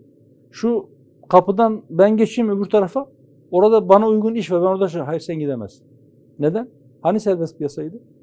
Sermaye gidiyor. İş gücü niye gidemiyor? Gidemez. Gidemezsin. Niye? Çünkü orada daha ucuz iş gücü varsa, oradaki kapitalist daha fazla kazanıyorsa, sen orada kaliteli mal götüreceğim diye sen sınırı aşamazsın. Sen bir dakika, sen düzeni bozacaksın ya, sen oyun bozanlık etme, boş ver. Biz bir çark kurmuşuz. O çarkın içerisinde de zengin iyice kazanıyor zaten. Servetine servet katıyor. Sen dur kardeşim. Sen dur. Yani işte zaten rekabet çok fazla. Biz seni böyle kompartmanize ederiz farklı yerlerde. Sizi bölümlere ayırırız ve sizi birbirinize karşı da kullanırız. Bir kişilik iş için 1000 kişi müracaat ediyorsa ben niye çok fazla ücret vereyim? Hani bir makineye yakıt koyar, o makineyi çalıştırmak için, ama işçinin işini devam ettirebileceği kadar yakıtla yetinmesini ister. Yani sanki bir makineymiş gibi çoluk çocuğuna yetecek kadar bir gıda bile vermez. İşçinin gıdası yerinde olsun. Böyle bir sistemi biz alternatifsiz bir sistem olarak kendi çocuklarımıza okutuyoruz. Onların beynini yıkıyoruz ya da tabirimi mazur görün, at gözlüğü takıyoruz. Diyoruz ki bu yöne bak, başka bir şey yok. Bu bir. İki, biz ürettiğimizden fazla tüketiyoruz. 3, biz kazancımızdan fazla harcıyoruz. İşte kapitalizmin çarkları budur. Sen kazancından fazla harcayacaksın ki sen borçlanasın. Sen borçlanacaksın ki adam parasını satsın. Para satılır mı? Kapitalizmde satılır. Kapitalizmde aslında parayı kazanan para satanlardır. Yani sana borç verenlerdir. Yani faiz sistemidir. Kim borçlu? Herkes borçlu. Devletler borçlu, şirketler borçlu, şahıslar borçlu. Herkes borçlu. Alacaklı olan birkaç tane para babası, onlar sırt üstü yatıyor. Hiçbir şey üretmiyor. Hiçbir katkısı yok. İnsanların ihtiyacını giderecek olan mal ve hizmetlerde sadece para satarak bütün o çalışanların, reel sektör dediğimiz mal üreten, hizmet üreten bütün sektörlerden onların karlarının önemli bir kısmını emiyor, kendi cebine dolduruyor. Ondan sonra insanlar belki karın tokluğuna bile değil, yarı tok, yarı aç bir şekilde onlara çalışıyorlar. Maalesef. Biz diyoruz ki adil bölüşüm ve insanca yaşam. Bu sistemin terk edilmesi gerekir. Bu sistem terk edilmeden olmaz. Siz bunun için mesela diyoruz ki denk bütçe olmalı. Bizim şimdiden torunlarımızın parasını, gelirini harcama yetkimiz yoktur. Ne kadar gelirin varsa o kadar harca kardeşim. Bizim belediyelerimiz, bütün belediyeler, borçlu olmayan belki bilmiyorum ama sanırım herhalde hiçbir belediye yoktur. Eğer varsa onlar gerçekten istisnadır. Tamam da siz bu borç parayla ne yapıyorsunuz? Zorunlu hizmetleriniz olsa, yani mesela diyelim ki içme suyu şebekesini onarmanız gerekiyor. Sular kesiliyor. Su yok. Vatandaşa su gitmiyor. Paranız da yok. Borç alıp o suyu götürürseniz ben bunu anlarım. Fakat kardeşim siz refüjlere ömrü 3 hafta olan ya da 3 ay olan çiçekleri ekmek için niçin siz milyonlarca lira borçlanıyorsunuz, sonra büyük büyük faizlerle siz bunu geri ödemek zorunda kalıyorsunuz? Hangi akılla? Kim size verdi bu hakkı? Hepiniz birbirinize, buna itiraz eden de yok. İtiraz edenler geldiklerinde daha büyük miktarda borçlanma limitlerinde aştıklarını görüyoruz. Peki. Burada ekonomiyle ilgili tabii hani önemli bir konu. Bir diğer başlığa geçmeden sormak isterim. Şimdi Hüdapar'ın özellikle bu pandemi döneminde hükümetin ekonomiyle ilgili destek paketleri oldu. Esnafa yönelik, işte vatandaşa yönelik pandemi destek kapsamında bir takım adımlar atıldı. Hüdapar'ın bunlara yönelik eleştirileri vardı. Bunu kısaca özetlerseniz, yani bu pandemi döneminde yapılan destekler esnafa, küçük, orta ölçekli işletmelere ve vatandaşa yönelik bu yardımlar yeterli miydi, yetersiz miydi? Neler söylersiniz? Ya bu yardımların yeterli olduğunu söylemek gerçekten güç. Çünkü yani belki pek çok esnafa yapılan yardım onun kirası bile karşılamaya yetmiyor. Gerçekten esnaf zor durumda. Yani daha önce başka bir programda da söyledim. Bayramda bir esnaf dededen, babadan ve 3. nesil olarak iş yapıyorlar. Küçük çaplı üretim yapıyorlar ve aynı zamanda bunu satıyorlar, pazarlıyorlar, esnaflık yapıyorlar. Dedi ki şimdiye kadar ilk defa benim içime böyle bir korku düştü ki biz belki bu bayramdan sonraki ilk çeklerimizi vereceğiz ama bir sonraki ayda o çeklerimizi ödeyebilecek miyiz diye ben ciddi bir endişe içerisindeydim. 50 yıldan fazladır biz bu işin içerisindeyiz, esnaflık yapıyoruz. ticaretle uğraşıyoruz. İlk defa acaba biz borcumuzu zamanında ödeyebilecek miyiz diye bir korku yaşadık. Şimdi krizin ilk dönemlerinde belki insanlar bunu çok hissetmediler ama yavaş yavaş o stoklarda, köşede, kıyıda biriktirdikleri tükenmeye başlayınca bunun etkileri daha ciddi bir şekilde hissedilmeye başladı. Yani mesela işte geçici işsizlik ödeneği, insanlara verilen miktar, çay simit hesabı yaparsanız insanların karnını doyurmasına yetmiyor. Hükümet diyebilir ki işte kaynak, buna kaynak yetmiyor. Tamam. Kaynak yetmiyor o zaman siz ilk kısacağınız yer insanların mutfağından, insanların boğazından olmamalı. Başka şeylerden eğer kısılacaksa başka şeyler de kısılsın. İdare önce kendisi şatafattan, israftan bir vazgeçsin. Veya acil olmayan projeleri şu anda rafa kaldırsın. Hatta biz şunu söyledik. Bütün dünyada paralar basıldı. Gerekirse para basın. Şimdi fiyatlar arttı. Pek çok şeyin fiyatı arttı. Bütün dünyada. Mesela gıda fiyatları arttı. Niye? Pandemi döneminde pek çok ülke karşılıksız para bastı. Bu kadar karşılıksız para basılınca eşyaların fiyatları yükseldi. Fiyatları yükselince para basmayanlar da bundan etkilenmeye başladı. Yani para basılır. Sonra o şey aşıldıktan sonra gerekirse o fazladan basılan paralar geri çekilir ve imha edilir cevap. Yani neticede para dediniz boyanmış kağıt yani. Evet. Altın değil, gümüş değil, değerli bir maden değil. Evet. Gerekirse bu bile yapılır ama yani hükümetin desteklerinin yetersiz olduğunu söyledik. Şu anda da aynı düşüncedeyiz. Evet gerçekten yani destekler yetersiz. Kenan Bey sormak istediğiniz varsa benim aile konusu buyurun. Ekonomi ise? Yok ekonomi değil ben de dış politikaya geçecektim ama. Evet aile konusuyla ilgili aslında başkanım değindi ama genel alanda aile politikalarına yönelik yani Hüdapar'ın en azından gündem değerlendirmelerini de takip ettiğimiz kadarıyla eleştiriler var. Demin siz de kısmen bahsettiniz. Özetlerseniz aile politikalarını nasıl görüyorsunuz? Aile meselesi bir beka meselesi midir? Nerede hata yapılıyor? Yani şimdi aile toplumun temel taşıdır, çekirdeğidir. Eğer aile kurumu yıkılırsa gerçekten toplumun ayakta kalması bize göre mümkün değildir. Hükümetin aileyle ilgili politikalarını ile ilgili olarak da biz hep şunu söyledik. Gerçekten hükümetin aileyle ilgili bir politikası var mı? Ondan da çok emin değiliz. Yani aile politikasında işte İstanbul Sözleşmesi kadını koruyacağız diye orada işte güya işte aile içi şiddet ve kadını koruma ama aileyi tahrip eden bir sürü şey var içerisinde. 6284 sayılı yasada yine pek çok mahsurlu madde var. Ben hatırlıyorum bu stüdyoda 6284 sayılı kanunun mecliste kabul edildiği gün 8 Mart 2012 Dünya Kadınlar, Çalışan Kadınlar Günü'nde bir jest olsun diye o gün çıkardılar kanunu. Kanun mecliste geçtiği gün bakın henüz yayınlanmamış, henüz Cumhurbaşkanı tarafından onaylanmamış. Biz o gün burada bu stüdyodan Cumhurbaşkanı'na çağrıda bulunduk. Dedi ki bu kanunu onaylamayın.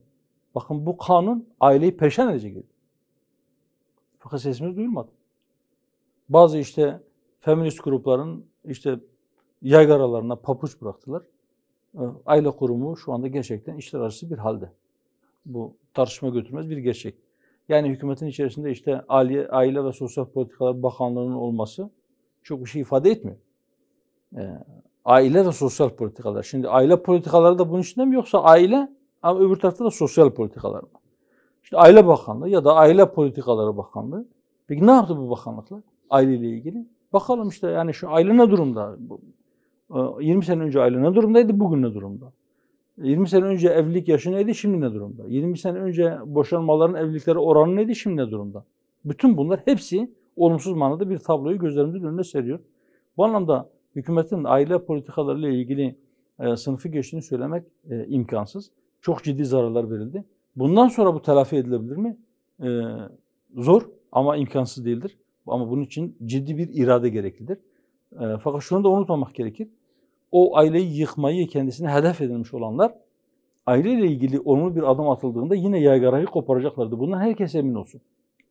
Yine bu Perşembe günü inşallah genel merkezimizde aile meclisi ve işte 26 sivil toplum kuruluşu bu aileyle ilgili derdi olan insanların bir araya gelerek oluşturmuş oldukları, kurmuş oldukları dernekler var, sivil toplum kuruluşları var.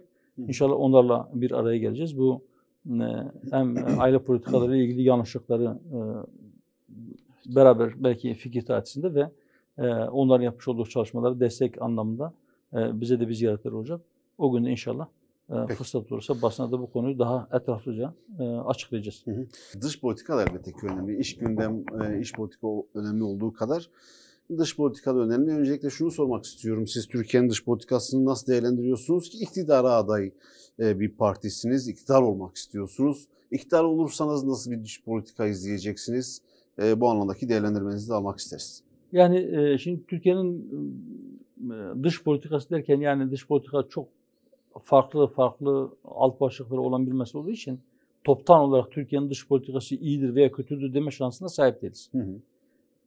Konu belki başlık gitmek lazım ama hızlı gideceksek onu da çok fazla imkan yok. Şunu söyleyeyim. Mesela bir iki misal verelim. Mesela Türkiye işte Avrupa Birliği'nin kapısında işte 50 yıldır bekletiliyor. Biz diyoruz ki Avrupa Birliği sizi almayacak. Orada boşu boşuna zaman kaybetmeyin. Eğer işte bazı hukuk reformları yapmak için Avrupa Birliği'nin işte bizim desteğine ihtiyacımız var. Biz diyoruz ki ona da muhtaç değilsiniz. Avrupa Birliği istediği için değil, sizin vatandaşlarınız hak ettiği için onların hürriyetlerini genişletin veya onlara insanca bir yaşam sürdürme imkanı tanıyacak düzenlemeler yapın. Ya bir ara Cumhurbaşkanı Erdoğan Kopenhag kriterleri olmazsa Ankara kriterleri olur demişti ama sanki çok da ötesine gidemedik Ankara kriterlerini oluşturma noktasında. Yani Ankara kriterleri şu son 5-6 yılda geri viteze takarak gittiğimiz yerse Ankara kriterleri iyi bir kriter değilmiş demek. Evet. Fakat Kopenhag kriterleri de işte mükemmeldir, eksiksizdir, çok iyidir ama %100 onlara uyalım diye bir şeyimiz yoktur. Ama biz şunu söylüyoruz. Diyoruz ki işte Batı'nın size yaklaşım tarzını gördünüz. NATO'nun size nasıl baktığını gördünüz. İşte stratejik müttefik dostumuz dediğiniz Amerika'nın size nasıl baktığını görüyorsunuz. Yani size derken sadece iktidara söylemiyorum ben. Ülkeye nasıl bakıyordu? Bizim milletimize nasıl bakıyordu? Adamların bir tek şeyi vardır, dostu vardır, menfaatleri. Kendi menfaatleri için. Şimdi biz diyoruz ki dış politika ile ilgili Türkiye'ye söylüyoruz. Türkiye'yi yönetenlere söylüyoruz. Diyoruz ki ne idüğü belli olmayan işte milli çıkar dediğiniz zaman kişiden kişiye o milli çıkar değişir. Siz şahsiyetli bir dış politikayı oturtamazsınız. Dış politikanın eksenine de mihverine de siz adaleti yerleştirmek zorundasınız. Adaleti yerleştirin. Bu konuda yer Türkiye'nin çok isabetli adımları olmuştu dış politikada. Fakat mesela özellikle NATO ile ilgili, Avrupa Birliği ile ilgili ya da işte mesela Suriye politikaları ile ilgili bizim çok ciddi eleştirilerimiz oldu. Ama Filistin'e verilen destek noktasında geçtiğimiz hafta sanırım geçtiğimiz haftanın başında Filistin ile imzalanan bir güvenlik işbirliği anlaşması vardı. Onun onaylanmasına dair kararname, Cumhurbaşkanlığı kararnamesi resmi gazetede yayınlandı. Bu olumlu, iyi, ileriye doğru atmış bir adımdır. Ama gecikmiş bir adımdır. Diyoruz ki bu tür adımların biraz daha ileriye götürülmesi için de hükümetin daha cesur bir tutum takılması gerekiyor diyoruz. Diyoruz ki çevrenizde iyi geçin, komşu ülkelerle onları işte şimdi kışkırtıyorlar. Mesela diyorlar ki işte sizin çevrenizde size düşman olanlar vardır. Türkiye Suriye ile hiç savaşmış mıdır? Hayır. Irak'la savaşmış mıdır? Hayır. İran'la savaşmış mıdır? İran'la sınırı 1639'dan kalmadır. Kasseşin anlaşmasından beri sınır değişmemiştir. Ama ya çok değil. Yani daha bundan 100 sene önce sizin bütün topraklarınız İtalyanlar geldiler bazı yerleri işgal ettiler. İngilizler işgal ettiler. Fransızlar işgal ettiler. Yunanlılar işgal ettiler. Ruslar işgal ettiler. Şimdi bunlar şu anda sizin dostunuz da bu biraz önce saydığım bu İslam ülkeleri size düşmanlık mı ettiler? Yani Türkiye dostunun düşmanını iyi tanımalıdır ve kendi çevresindeki aynı ümmetin parçası olan bölge ülkeleriyle dostluk ilişkilerini geliştirmeli ve mümkünse İslam ülkeleri kendi aralarında bir birlik oluşturmalı. Bugünkü yönetimlerle bu çok kolay mıdır? Hayır değildir. Ama bu dönüşüm elbette çok zor da değildir. Yani düşünelim işte bundan 10 sene önce Suriye ile ilişkiler bozulmadan önce Beşar Esad ve Sayın Cumhurbaşkanı ilişkilerini düşünün. Ortak Bakanlar Kurulu toplantısı evet işte ağzımdan aldınız. Yani Ortak Bakanlar Kurulu toplantısı yapılıyordu. Şimdi bu bölgenin ülkeleri ortak menfaatlerini öne çıkarıp birlikte yükselmenin yollarını aramalıdır ve bulmalıdır. Ama bu yani birbirinin içini karıştırmakla olmaz. Evet. Birbirine daha Peki. belki dostça bir el uzatmakla olur. Bu anlamda dış politikada yapılan ciddi yanlışlar var. Fakat yapılan doğru şeyler de var. Yani şu an hükümetin dış politikasına büyük oranda eleştirel yaklaşıyorsunuz. Daha farklı Evet, olabilirdi diyorsunuz. Evet, dış politika ile ilgili ama kısaca alalım. Süremiz hani süremiz sonuna yaklaşıyoruz. Evet. NATO zirvesi var biliyorsunuz. Sayın Cumhurbaşkanı'nın Biden'la yapacağı bir görüşme var. Tabii bu arada bugün de basına yansıdı. Türkiye'de yapılan bir takım anketler Türkiye halkının önemli bir kısmının hani Amerika'yı Türkiye için en büyük tehdit ve tehlike kaynağı gördüğü ve dış politikada Amerika ile işbirliği yapılmaması noktasında böyle bir yaklaşım içerisinde olduğunu ortaya koyan anket çalışmaları oldu. Bu minvalde siz NATO zirvesi, Türkiye-ABD ilişkilerine dair bir iki cümleyle özetlerseniz. Yani Türkiye şunu bilmeli. Stratejik dost ve müttefik tanımlamasından vazgeçmeli. Amerika Türkiye'nin stratejik dostu ve müttefiği değildir. Amerika Türkiye şu nazarla bakar. De ki sen benim Orta Doğu'daki çıkarlarımın bekçiliğini, jandarmalığını yaparsan sen benim adamımsın veya ben seninle iyi geçinirim. Bak stratejik ortağım, dostum diye bunu lafla söyler ama asla onu yani Türkiye'de kendisiyle aynı seviyede de görmez. Yani benim işimi gören, benim menfaatlerimin bekçiliğini yapan bir işte ileri bir karakol. Bu gözle bakar. Bunu kendinize yediriyorsanız buyurun Amerika'ya stratejik dostum ve müttefiğim demeye devam edin.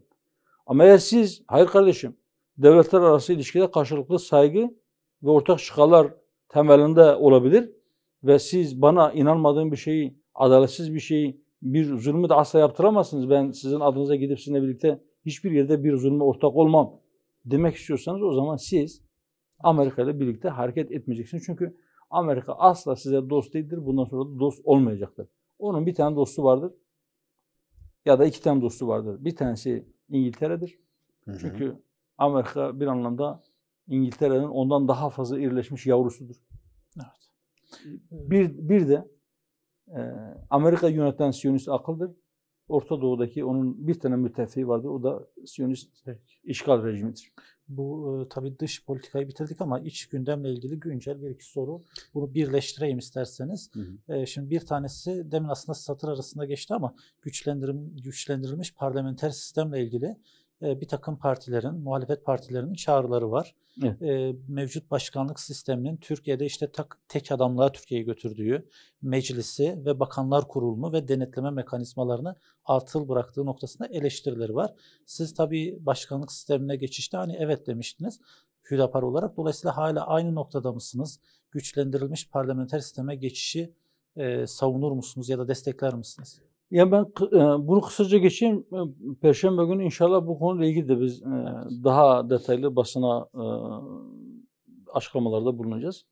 O güçlendirilmiş parlamenter sistem sözünün sahibi olanlarla bir görüşmemiz var. Gelecek Partisi ile Sayın Davutoğlu'yla bir görüşmemiz olacak inşallah. Bir aksilik çıkmazsa. Onun detaylarını biz oraya bırakalım, oraya havale edelim. Perşembe günü beklesinler izleyenlerimiz inşallah. Ama şu kadarını söyleyeyim. Şimdi bu başkanlık sistemi dediğiniz sisteme de, parlamenter sisteme de biz başından beri şunu söyledik. İkisi de mükemmel sistemler değildir. Bazısını, yani bir sistemin işte kendi içerisinde bazı artıları varsa öbüründe de farklı yönlerden bazı artılar vardır. Fakat parlamento bu sistemde devre dışı kalmış mıdır?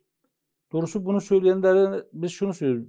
Geriye dönüp o parlamenter sistemin uygulandığı döneme de biz bir bakalım. Yani o dönemde parlamento ne kadar aktifti veya parlamentoda el kaldıranlar neye el kaldırdıklarını ne kadar biliyorlardı.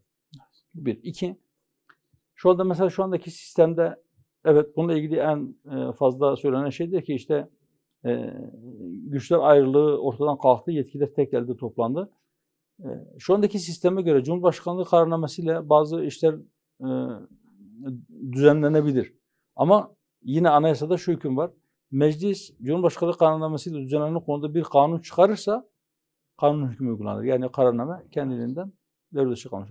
Peki meclis böyle bir kanun çıkardı mı o kararnameyi devreden çıkaracak? Yok, çıkarmadı. Peki burada kabahat kimin? Sistemin mi? Yoksa meclisin mi? Bir de şunu soralım. Parlamenter sistem dedikleri zaman Cumhurbaşkanı kim belirliyordu? Parlamento Meclis. içerisinde. Ama aslında mecliste en büyük grubun başında bulunan kişi yani başbakan.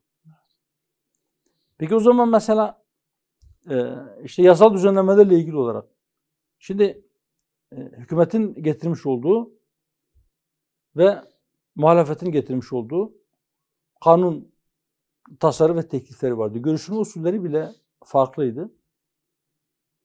Muhalefetin getirmiş olduğu tekliflerin yasalaşma oranı ihtimali kaçtı? Neredeyse sıfır. Peki iktidarın getirdiğinin kanunlaşmaması, meclis tarafından kabul edilmeme ihtimali var mıydı? O da neredeyse sıfır. Peki muhalefetin vermiş olduğu önergelerle o kanun teklifini ya da tasarısını değiştirme gücü var mıydı? Önergeler veriliyordu. Önerge sahibi kim? Hükümet. Ya da meclis başkanı sorar. Hükümet katılıyor mu? Katılmıyoruz efendim. Kabul edenler, kabul etmeyenler kabul edilmemiştir. Niye? Hükümet katılmadığı için. Sistem buydu. Yani eğri oturup doğru konuşalım. O dönemde sistemi asıl yürüten, yasamaya da etki eden, yürütmenin başı olan başbakandı. Şimdi Cumhurbaşkanı. Değişen aslında çok fazla bir şey yok. Bir de şu var. Cumhurbaşkanı halk tarafından seçilmesi ne zaman geldi? 2007'de bir 367 ucubesi yaşandı. O 367 krizi yaşandıktan sonra hükümet erken seçim kararı aldı ve dedi ki biz erken seçimden sonra bir de biz referandum yapacağız. Bundan sonra Cumhurbaşkanı halk seçsin. Doğru mu? Evet. Cumhurbaşkanı halk seçsin diye anayasa değişikliği yapıldı. Referanduma götürdü. %68'de kabul gördü. Şimdi Cumhurbaşkanı halk seçiyor. Başbakan da halk seçiyor. İki başlı bir yönetim ortaya çıktı. Yani aslında fiilen o gün Türkiye bir yarı başkanlık sistemine geçti. Hem Cumhurbaşkanı var halk tarafından seçilen hem de başbakan var yine halk tarafından seçilen. Şimdi bunun mahsullarını gidermek için dediler ki madem biz yarı başkanlık sistemine geçecek tam başkanlık sistemine geçelim. Bu sistemin aksiyon yönleri yok mu? Var. O zaman yapılacak olan şey nedir? Bize göre hani hiçbir tanesi tabu değil. Elbette yeniden parlamenter sisteme de dönülebilir ama bizim tercihimiz şundan yana. Biz diyoruz ki öncelikle bu sistemin aksiyon yönleri varsa biz onu tamir edelim. Ama birileri işte parlamenter sistem olsa şöyle olur diye, çok daha iyi olur diye bizi ikna ederse biz böyle sabit fikirli değiliz. Evet. Fakat şu andaki bizim fikrimiz budur ve muhalefetin parlamenter sistem mutlaka dönülmelidir şeklindeki söylemlerine getirmiş oldukları gerekçeler de bizim için şu anda inandırıcı değil. Peki Sayın yani Başkan. Daha doğrusu ikna edici değil. Tabii notlarım var, soracak sorularım da var ama zamanımızı da tükettik. Ben sosyal medya kullanıcılarına söz vermiştim. Bir bölümü size ayıracağız diye. Birer cümlelik cevaplarla geçiştirirsek iyi olur. Tabii bir sosyal medya kullanıcısı Hüdapar 2023 seçimlerinde Cumhurbaşkanı adayı çıkaracak mı demiş. Bir diğeri Muhammed Onu Ali. Hüdapar bilir, ben bilmem. O zaman geldiğinde biz oturacağız parti olarak. Parti kurullarında bu konuyu tartışacağız. Bizim işlerimiz istişareyledir. Biz ferdi olarak karar alıp onu yürürlüğe koymayız. O gün ne karar çıkarsa biz onu uygularız. 2023'te Hüdapar meclise girebilecek mi diye sorulmuş.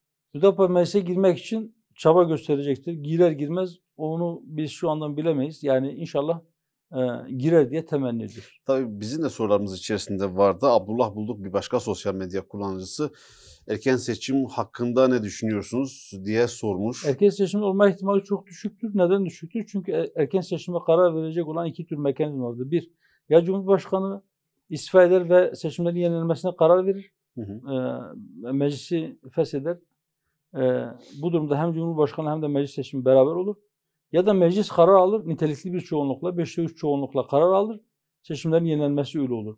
Şu anda sadece AK Parti yani iktidarın ortağı olan, Cumhur İttifakı'nın ortağı olan MHP saf değiştirip öbür tarafa geçse, diğer muhalefet partileri birlikte biz erken seçim istiyoruz dese, 2002 seçimlerinden önce olduğu gibi, buna rağmen sadece AK Parti milletvekilleri sağlam durursa onların erken seçim kararı almaya sayıları yetmiyor. Cumhurbaşkanı da erken seçim istemiyor. Şu anda en azından öyle. Dolayısıyla erken seçim olma ihtimali ben zayıf görüyorum. Bir tek ihtimal var. Sayın Cumhurbaşkanı biz seçimleri yeniliyoruz, biz erken seçime gidiyoruz derse Türkiye yeniden erken seçime gider. Şu anda da o ihtimal çok O da güçlü bir olursa ihtimaldir. ilk olur herhalde. Çünkü bugüne kadar erken seçime hiç gitmediler. Böyle bir karar da almadılar. Nurullah Talan sosyal medya kullanıcısı, tabanı en çok düşünen Hüdapar Parti olarak daha etkili bir siyasetle halkın sıkıntı ve dertlerini dile getirmeniz için mecliste olmanız gerekmiyor mu? Bunun üzerinde düşündüklerinizi merak ediyoruz diye Yani sormuş. elbette orada olursak da yani belki basının biraz daha ilgisini çekebiliriz veya işte mecliste yapılacak olan basın toplantılarında belki bizim memleket meseleleriyle ilgili söylediklerimiz ya da meclis çalışmaları esnasında orada yapılan düzenlemeler konusunda söylemlerimizle belki meclis televizyonundan halka sesimiz daha fazla ulaşabilir. Elbette bunların etkisi olur. En azından görünen olur. Fakat yine de duymak istemeyenlere sesimizi duyurmakta zorlanacağız. Hür Düşünen diye bir sosyal medya kullanıcısı var. Hüdapar'ın ana dil ve Kürt meselesine karşı bakış açısı nedir diye sormuş. Kısa cevabınızı alsak. Ana dilde eğitim ve ana dilde konuşma hakkı ana sütü gibi helaldir. Bu bir haktır. Bu çok tabii bir haktır ve bu hakkın engellenmesi doğru değildir, haksızlıktır, zulümdür. Evet. Sayın Başkan, çalışmalarınızdaki ihlasınız sorgulanmaz tabii. Siyaset için işin sadece bir boyutu, bu da yeterli mi diye tabii sormuş da ben de pek anlamadım. Orada durmak istemiyorum anlamak için. Fazla hani süremiz de şu olmasın. Sayın Başkanım, şayet seçim olursa başka bir partinin şemsiyesi altında mı, parti olarak mı veya ittifak mı düşünüyorsunuz 2023 için diye sormuş. Bugün ülkedeki en büyük sorun adalet ve işsizlik. Özellikle Hüdapar'ın işsizlik için çözümü nedir? Mühendis Vahdettin diye bir sosyal medya kullanıcısı yine soru sormuş. Çokça sorular da var. Yoğun teşekkür ediyoruz tabii bu arada izleyicilerine. Şimdi bu biraz önce söylediğim o kapitalist sistem devam ettiği müddetçe, paradan para kazanma cazip olduğu müddetçe, paradan para kazananlardan vergi alınmadığı müddetçe, yani o cazipliği devam ettiği müddetçe insanlar paralarını niçin üretime, niçin yatırıma yönlendirsin? Risksiz bir şekilde garanti kazanç varken öbür taraftan bir şey üretirse zarar etme ihtimali de vardır. İşçinin işte tazminatıydı, şuydu, buydu, bir sürü. Aman girdi fiyatları artacak mı? Ben üretim malı satacak mıyım? Başımı ne ağrıtayım diyor. Ben paramı satarım kapitalist sistemde. Ben o faiziyle rahat rahat geçeyim. Üstelik o garanti.